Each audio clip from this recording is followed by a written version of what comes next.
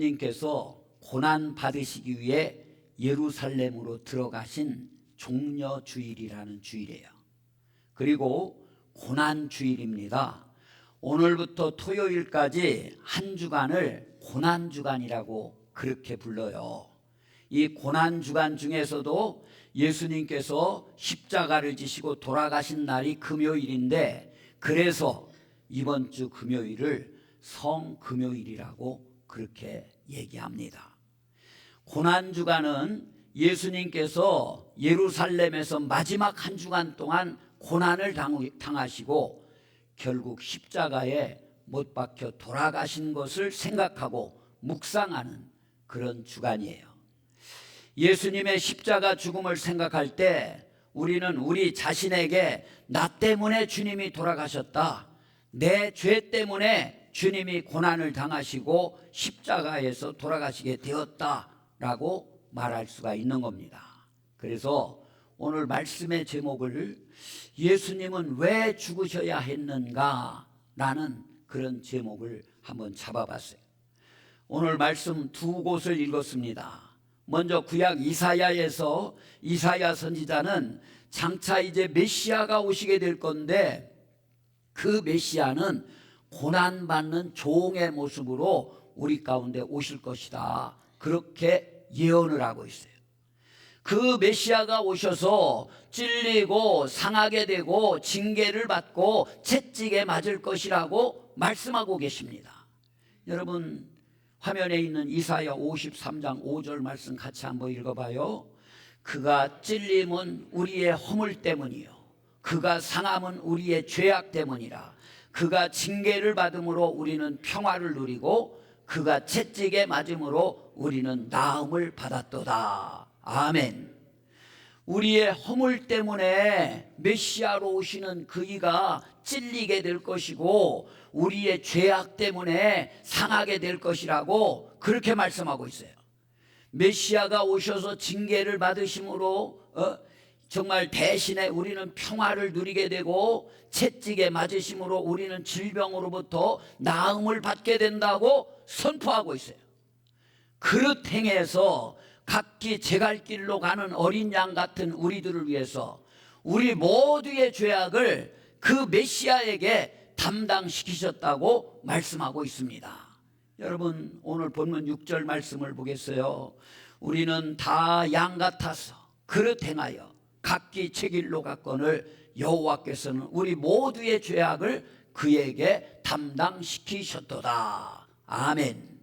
그러니까 여기 이사야 선지자의 예언에 의하면 메시아가 오셔서 고난을 받으시고 찔리고 상하고 징계받고 채찍에 맞아 죽는 것은 죄로 인해서 죽어야 될 우리들을 대신해서 그 메시아가 고난을 당하시고 죽게 될 것이라고 그렇게 예언을 하고 있는 거예요.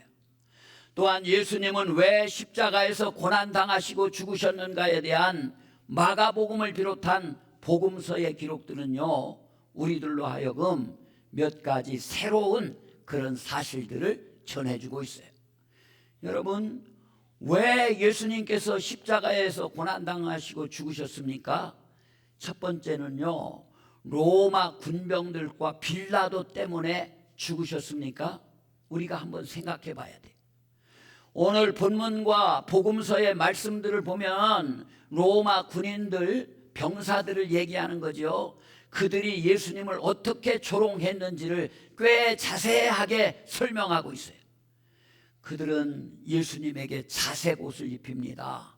유대인의 왕이라고 평상시 얘기했기 때문에 네가 진짜 왕이냐? 너 왕이면 이 옷을 입어봐라 하고 훌떡 던져주는 거예요. 자주색 옷을. 머리에는 가시면류관을 씌웁니다. 갈대를 그 오른손에 들게 하고 눈을 가립니다. 그리고 우리 주님을 향해서 침을 뱉고 얼굴을 손바닥으로 때리고 머리를 치면서 때린 사람이 누구인지 알아맞혀보라고 그럽니다.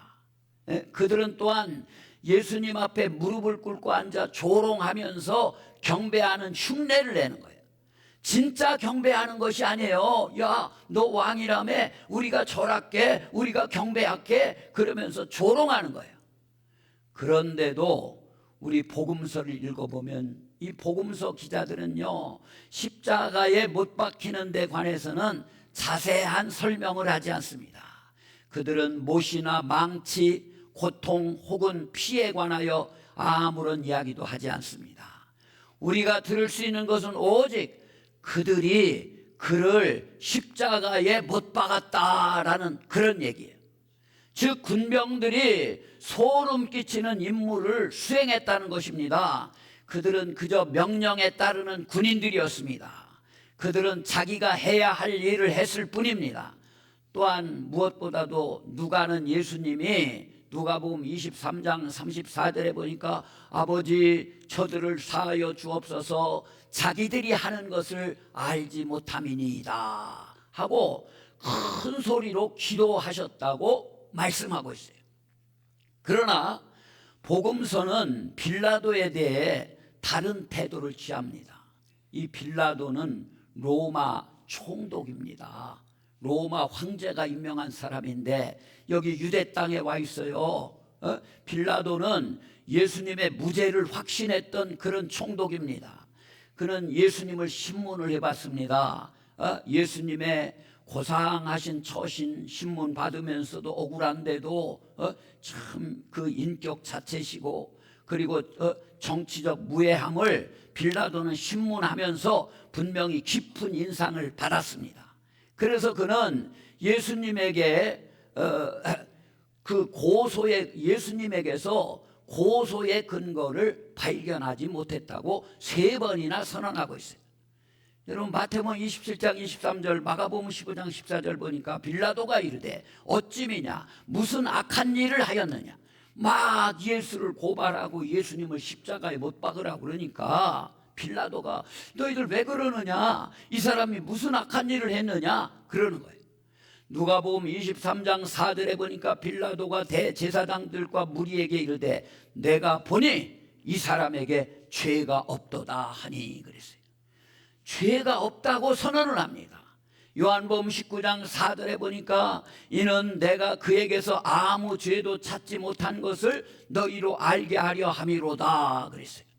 죄를 찾지 못했다. 계속 신문을 해보고 진짜 죄가 있나 다 살펴보고 그래도 그에게서 죄를 찾지 못했다고 선언을 해요. 요한복음 19장 6절 말씀에 보니까 빌라도가 이르되 나는 그에게서 죄를 찾지 못하였노라. 역시 똑같은 얘기를 합니다. 이 사람이 무슨 악한 일을 하였느냐 나는 그에게서 죽일 죄를 찾지 못하였나니 이렇게 말씀합니다. 이 빌라도는 명예와 야망 사이에 또한 원칙과 편의 사이에서 어느 쪽을 선택하느냐의 기로에 서 있어요. 그는 그때 이미 2-3가지 사건으로 티베리오 지역을 관할하는 이 티베리오 가이사와 불편한 관계였었습니다. 따라서 또 다른 불편한 일을 택할 수가 없었어요. 분명히 예수님은 죄가 없으셨던 그런 분입니다. 참으로 공의에 의거해서 우리 예수님은 마땅히 석방되셔야 할 그럴 분이라는 것을 알았어요, 빌라도는. 하지만 만약 이 빌라도가 결백과 공의를 옹호함으로써 백성들의 뜻을 부정하고 국가 지도자들을 조롱하고 무엇보다도 폭동을 자극해가지고 황제의 호의를 박탈당할 수밖에 없는 그런 처지라면은 어떻게 그가 결백과 공의를 위해서 싸울 수 있었겠습니까? 이렇게 자기를 합리화하면서 그의 양심의 소리는 죽고 말았습니다. 그는 비겁했기 때문에 타협하고 말았다는 얘기예요. 빌라도를 정죄하면서 그와 똑같은 도리에 어긋난 우리 자신의 행동은 간과하기가 쉽습니다. 그리스도를 전심으로 그리스도께 헌신했을 때 오는 고통을 피하기 위해서 우리 역시 편리한 핑계를 찾는 경우가 얼마나 많았었습니까?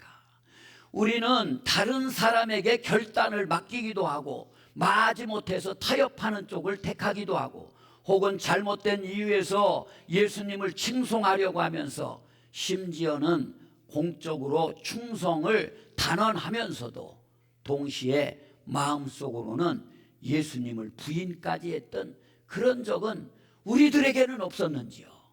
이 빌라도에게 우리가 삿대질하고 또 그에게 비난을 하고 그를 정말 예수님을 십자가에 못 박은 자라고 우리가 쉽게 말할 수 있느냐고요.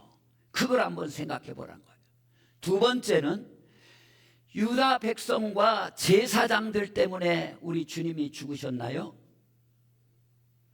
유다 백성들이 고래고래 소리를 지르고 예수를 십자가에 못 박으라고 그러고, 종교 지도자들인 제사장들이 앞장서서 예수를 죽이라고 그러고 제거하라고 그러고, 그랬기 때문에 예수님이 죽으셨습니까?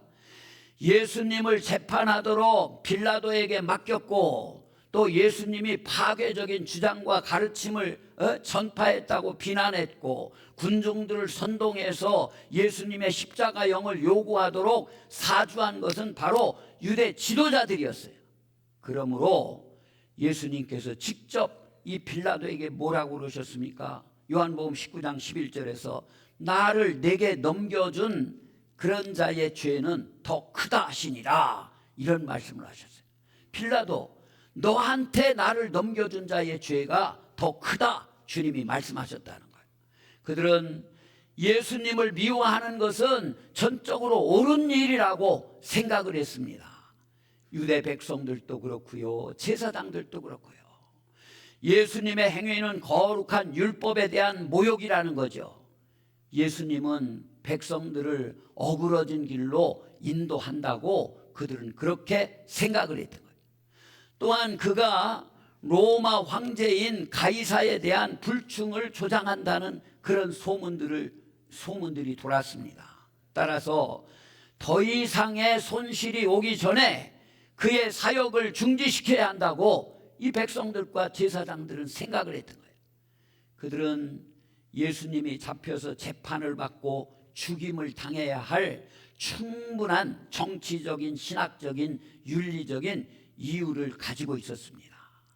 제사장들이 예수님에 대해서 품고 있었던 적의의 근본 원인이 무엇이었습니까?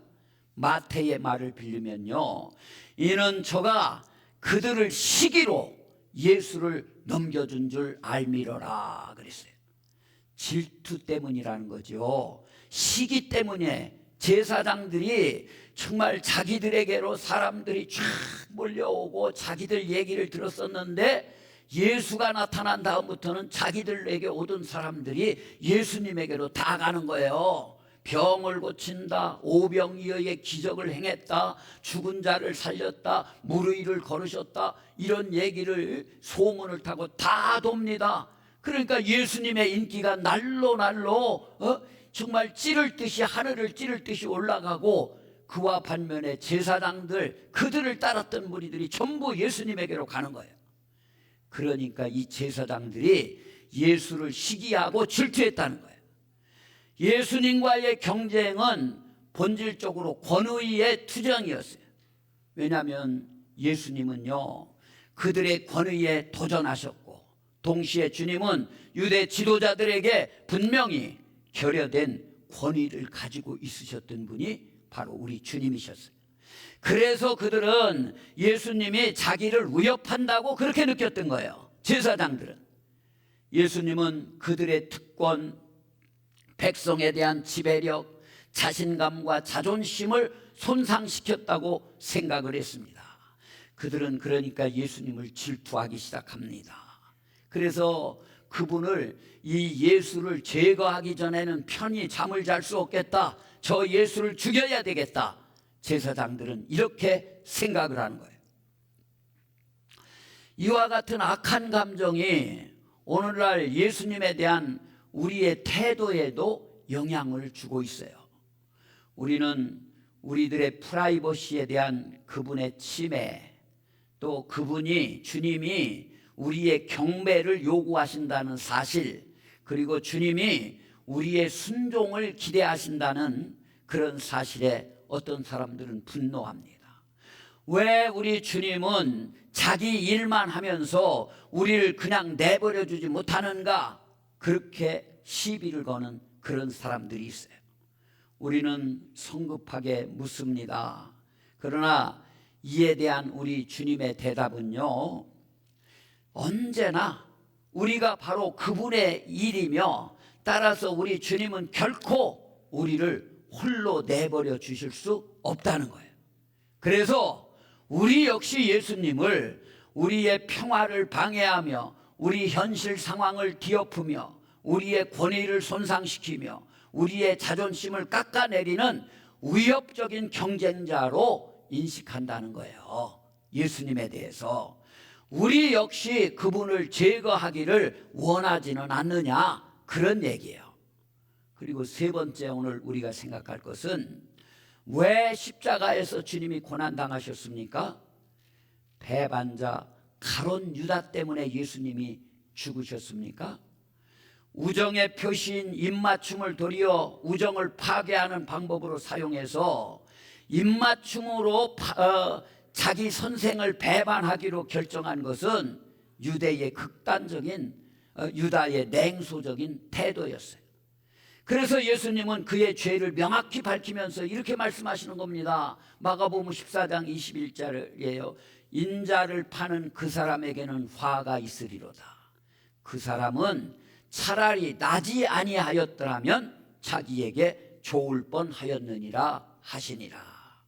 여러분, 가룟 유다를 향해서 인자를 팔 자가 가룟 유다인데, 이 사람은 차라리 세상에 태어나지 않는 것이 좋을 뻔했다. 우리 주님이 그런 말씀을 하시는 거예요. 요한의 말에 따르면 이 가룟 유다는 사도단의 돈꾀를 맡은 자로서 공동의 금전을 책임졌던 그런 사람입니다. 무책임한 낭비라고 여긴 마리아의 행동을 목격하고, 마리아가 어느 날 그 향유를 가지고 와서 예수님의 발에다가 붓고 예수님을 깨끗이 닦아주잖아요. 그랬더니 이게 300데나리온이나 되는 건데 이걸 왜 여기다 허비하느냐고 난리를 친 게 가룟 유다 아닙니까? 그걸 바라보고 그걸 비난한 후에 가룟 유다는 손실의 얼마를 벌충하려고 곧장 제사장들에게로 갔어요. 그들은 분명 값을 흥정하기 시작했고, 그래서 마침내는 은 30에, 곧 은 30이라고 하는 돈은요, 그때 당시 보통 노예 한 사람을 풀어주는 데 드는 그런 금액입니다. 그래서 30을 받고 예수님을 팔아 넘기기로 그렇게 결정을 해요. 사도 요한의 주장에 의하면은 유다를 지배한 최후의 동기는 돈에 대한 욕심이었다, 그런 얘기예요. 제사장들을 지배했던 건 뭐라고 그랬죠? 시기와 질투라는 거예요, 예수님에 대한. 그런데 가룟 유다는 예수님의 제자였었는데 그를 배반한 동기가 뭐냐? 돈에 대한 욕심 때문이었다, 그런 얘기예요. 1년치 급료에 해당되는 돈을 허비한 것에 심히 분노한 가룟 유다는 그 금액의 겨우 3분의 1밖에 되지 않는 액수에 예수님을 팔아 넘기는 거예요. 예수님이 우리에게 삼가 모든 탐심을 물리치라고 말씀하신 것이나, 바울이 돈에 대한 사랑을 뭐라고 그럽니까? 일만 악의 뿌리라고 선언한 것은 별 까닭 없이 그저 한 말이 아니에요. 왜냐하면 물질적인 이익을 추구하다가 인간은 깊은 부패 속으로 빠져들어갔기 때문입니다. 유다도 예외는 아니었습니다. 예수님은 사람이 하나님과 돈을 겸해서 섬길 수 없다고 말씀하셨어요. 그런데 하나님과 돈 속에서 정말 이 가룟 유다는 뭘 택했습니까? 돈을 택했던 거예요. 그리고 많은 사람들도, 오늘 우리들이라면 어떻게 하겠습니까? 여러분, 예수님과 돈을 놓고 돈을 선택하냐 할 거냐, 예수님을 선택할 거냐 하면 뭘 선택하겠습니까? 우리들도 유다처럼 돈을 선택할 자들이 많지 않나요? 함부로 우리가 비난할 수 없다는 얘기. 다음 네 번째, 왜 십자가에서 고난당하시고 죽으셨습니까? 그 제사장을 비롯해서 유대인들과 우리들의 죄악과 죄악 때문에 돌아가셨다, 그런 얘기예요. 유대인들과 우리들의 죄악 때문에, 인류의 죄악 때문에 예수님께서 십자가의 고통을 당하시고 죽으셨다는 그런 말씀이에요. 사도들은 헤롯과 빌라도 또 이방인들과 유대인들이 함께 예수님을 거스려 모의했다고 말하고 있어요.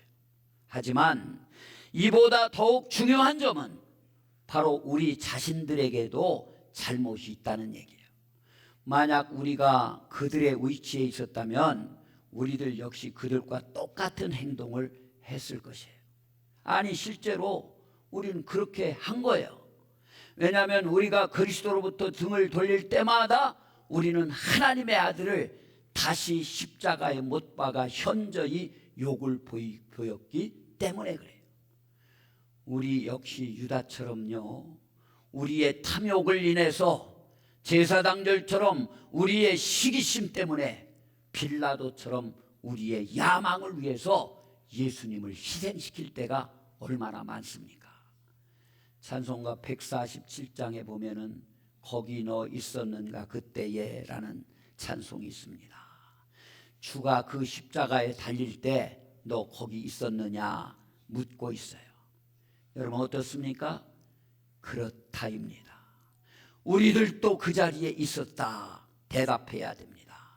단순한 구경꾼이 아니라 음모를 품고 계획을 세우고 배반하고 흥정하고 예수님을 넘겨줘서 주님을 십자가에 못 박히게 한 그 모든 일에 참여한 유죄의 가담자로 거기에 우리들도 있었다는 거예요. 우리는 빌라도처럼 손을 씻고 책임을 회피하려고 노력할 수도 있습니다. 하지만 빌라도의 시도가 헛되었던 것과 마찬가지로 우리의 시도도 허사가 되고 말 것입니다. 왜냐하면 우리의 손에는 피가 묻어 있기 때문에 그래요. 우리는 십자가를 우리를 위해서 행해진 것으로 보기에 앞서서 십자가를 우리에 의하여 행해진 것으로 봐야만 된다, 그런 얘기예요. 그때 나 없었어. 유대인들이 그랬지. 빌라도가 비겁했기 때문에 그랬지. 제사장들, 저 종교 지도자들 잘못돼 먹어서 그들이 죽인 거지 그게 아니라는 얘기죠. 다섯 번째입니다. 그렇다면 예수님은 죽임을 당하신 순교자이십니까? 이걸 한 번 더 생각해 봐야 돼요. 복음서의 기자들은 책임의 연결고리를 지적하고 유다에게서 제사장들로, 제사장들에게서 빌라도로, 빌라도에게서 로마 군인들로, 최후에 가서는 그들을 그렇게 몰아간 탐욕과 시기와 두려움이 우리를 몰아가고 있음을 암시를 하고 있는 거예요. 하지만 이것이 복음서 기자들이 제공하는 완전한 설명은 아닙니다. 비록 예수님이 인간의 죄악으로 인해서 죽음을 당하시긴 했지만 그분이 순교자로 죽지는 않으셨다는 점입니다. 도리어 우리 주님은 자발적으로, 심지어 의도적으로 십자가를 향해서 나아가셨던 분이 예수님이세요. 우리 예수님은 공적인 사역의 시초부터 이 목표를 위해서 자신을 바치신 분입니다. 세례를 받으실 때 예수님은 자신을 죄인들과 동일시했습니다. 시험을 받으실 때 십자가의 길에서 벗어나기를 거절하셨습니다. 우리 주님은 자신의 순환과 죽음을 반복해서 예언하셨고 예루살렘에서 죽기 위해서 꾸준히 예루살렘을 향해서 나아가셨던 거예요. 우리 주님이 자신의 죽음과 관련해서 반드시 이 죽음은 죽어야 한다라는 표현을 계속해서 사용하시는 것은 어떤 외적인 강제가 아니라 자신에 관하여 기록된 것을 성취하시겠다는 주님의 내적인 결심을 표합니다. 여러분, 옥타비우스 윈슬로우라는 사람이 이런 얘기를 했어요. 누가 예수님을 죽음에 넘겨주었는가 그러면서 다 같이 읽겠습니다. 돈을 위하여 유다가 넘겨준 것이 아니다. 두려움 때문에 빌라도가 넘겨준 것도 아니다. 시기 때문에 유대인들이 넘겨준 것도 아니다. 바로 사랑 때문에 성부께서 넘겨주신 것이다. 아멘. 여러분, 결론적으로 말씀을 드립니다. 우리가 십자가를 바라보는 두 가지 방법이 있어요. 인간의 차원에서 보면은 가론 유다가 예수님을 제사장에게 넘겨줬어요. 제사장들은 그분을 다시 빌라도에게 신문하도록 넘겨줬고 빌라도는 그분을 군병들에게 명령을 내리면서 십자가에 못 박으라고 그래서 군병들이 십자가에 못 박았어요. 하지만 하나님의 차원에서 보면 성부 아버지께서 예수님을 내주셨고 예수님도 자기 자신을 내주어서 우리를 위해서 죽으셨다, 그런 얘기예요. 그러므로 십자가를 대할 때 우리는 우리 자신에게 내가 그 일을 했다, 내 죄가 그분을 십자가로 보냈다라고 말할 수 있고, 또한 그분이 그 일을 하셨다, 우리 주님의 사랑이 정말 십자가를 향해서 가셨다라고 그렇게 말할 수 있다는 거예요. 사도 베드로는 오순절에 그 주목할 만한 진술에서 이 두 가지 진리를 융화시켜서 그가 하나님의 정하신 뜻과 미리 아신 대로 내준 바 되었거늘 이라고 말했고, 또한 너희가 법 없는 자들의 손을 빌어 못 박아 죽였으나 라고 말했습니다.